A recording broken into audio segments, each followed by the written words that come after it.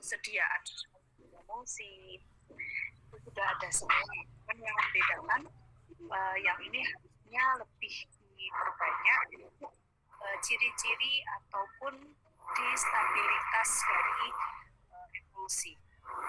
Sudah ada tadi kayak sifat fisik yang baik sediaan emulsi itu salah satu contoh dari stabilitas emulsi itu bisa jadi ya.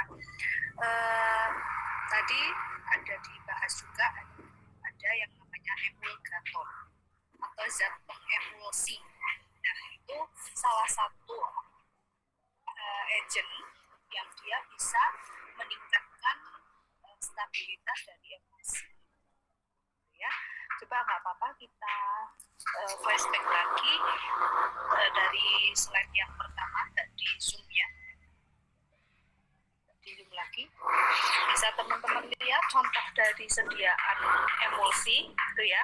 Di situ ada Scott emulsion. Itu untuk suplemen ya, yang katanya untuk meningkatkan nafsu makan. Itu bentuknya adalah emulsi. Jadi sebelum meminum harus dikocok karena ketika kita melihat si Scott emulsion ini memang ada yang terpisah. Ada dua zat yang terpisah, yaitu tadi zat yang terdispersi dan zat pendispersi. Sudah kita bahas berulang kali tentang zat terdispersi dan pendispersi. Zat terdispersi itu yang terlarut. Yang terlarut otomatis dia fase dalam. Sedangkan untuk yang fase luar atau yang medium pendispersinya itu yang dia komposisinya itu pasti lebih besar.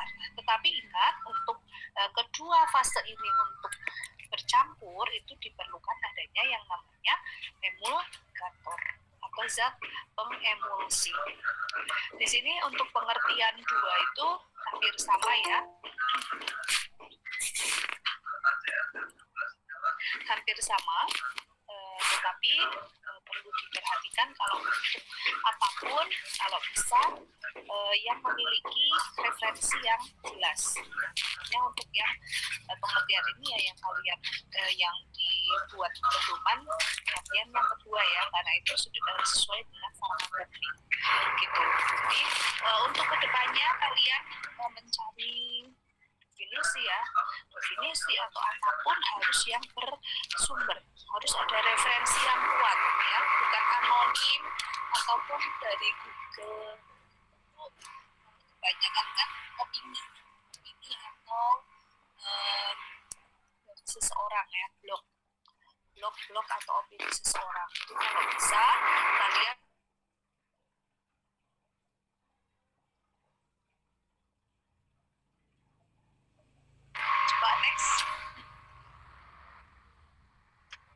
kalau dilihat penampakannya secara fisik seperti tadi ya, kayak kuning telur.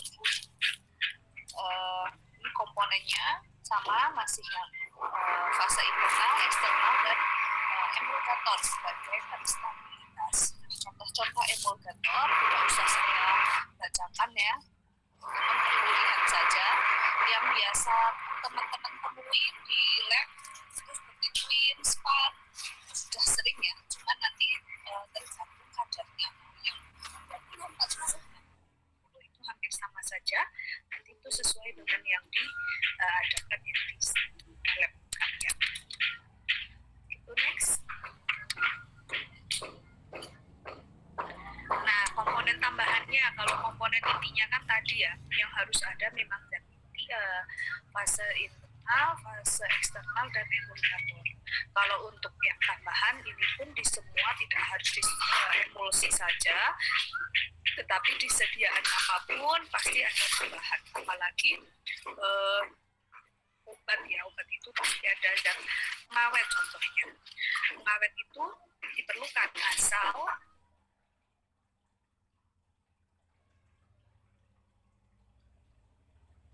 contohnya sirup-sirup yang tidak boleh dikonsumsi itu yang mengandung etilen glikol atau polyethylene glikol yang lebih dari berapa persen. Itu kadarnya memang harus disesuaikan. Ketika kadarnya masih memang tidak masalah gitu, ataupun maksimal standarnya berapa gitu nggak masalah, tetapi kalau sudah over itu yang harus di warning itu ya. Dan tambahan lain detail warna mungkin kalau dibutuhkan bisa.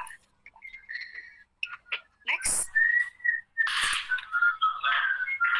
untuk pembuatan emulsi banyak sekali, ada yang menggunakan metode kering, basah, ataupun yang metode botol. Nah itu tidak perlu dibahas lagi ya, karena memang kita tidak concern ke situ. Next, nah tipe emulsi ini tipe oil in water atau minyak dalam air. Otomatis kalau minyak dalam air, otomatis yang menjadi medium dispersinya adalah air, fase terdispersinya adalah minyak. Ya, in berarti kan dia di komposisi yang lebih besar. WO atau water in oil atau air dalam minyak itu berarti komposisi terbesarnya adalah minyak. Kemudian ada ini yang baru adalah emulsi ganda. Emulsi ganda ini jarang sekali ya, walaupun memungkinkan ada, tetapi jarang sekali kita gunakan. Ya, di situ bisa ada 3 fase ya, nggak hanya 2 fase saja, tetapi bisa sampai 3. Ya, saya sendiri belum pelajari lebih lanjut emulsi ganda itu seperti apa. Tapi yang sangat-sangat familiar yang sering digunakan adalah yang oil in water sama water in oil. Next.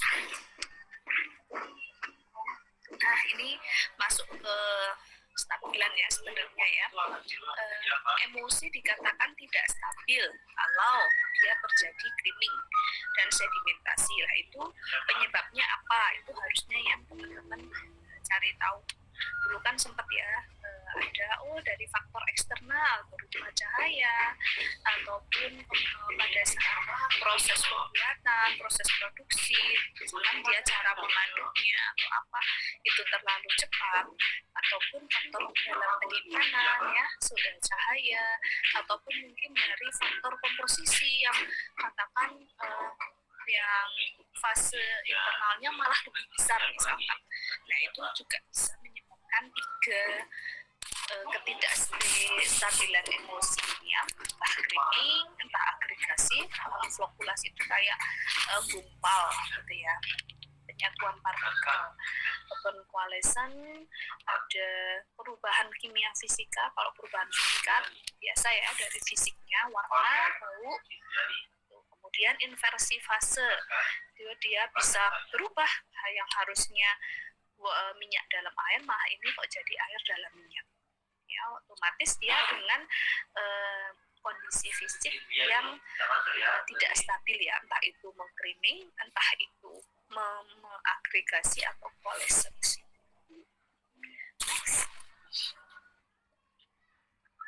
Ini keuntungan kerugian, teman-teman bisa baca sendiri, hampir sama dengan suspensi. Ini sangat menguntungkan untuk orang-orang yang tidak bisa mengkonsumsi obat dalam bentuk tablet. Itu pasti ya keuntungannya. Oke, next. Ini untuk zat pengemulsi atau yang namanya emulsifier atau emulgator. Itu tadi sudah kita bahas sekilas di atas. Itu sudah ada contoh-contohnya ya. Fungsinya apa sih? Oh, dia menurunkan tegangan permukaan. Ya, kemudian efeknya langsung ke menurunkan energi bebas, kemudian membentuk emulsi. Ini sudah ada di sini. Next. Nah ini syarat atau suatu emulsi dikatakan stabil ketika misalkan dia harus tetap homogin ya, ketika dia dikocok kemudian dia dituang, nah itu dia tetap homogin. Terus yang creaming itu dia selama penyimpanan tidak terjadi creaming. Nah, ketika terjadi creaming pun dia tetap cepat didispersikan kembali, itu tidak apa-apa ya, asal masih bisa didispersikan kembali. Kemudian sediaan emulsi lebih bagusnya agak kental ya, otomatis kalau kental itu viskositasnya kan lebih tinggi ya daripada yang sirup. Kemudian terlihat dalam satu fase walaupun dia heterogen tadi ya, dalam pengertian kan sebenarnya dia heterogen, Tapi kalau untuk fisiknya terlihatnya harus dalam satu fase atau homogin.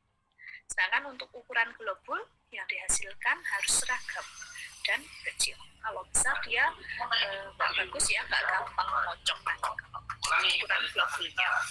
Next.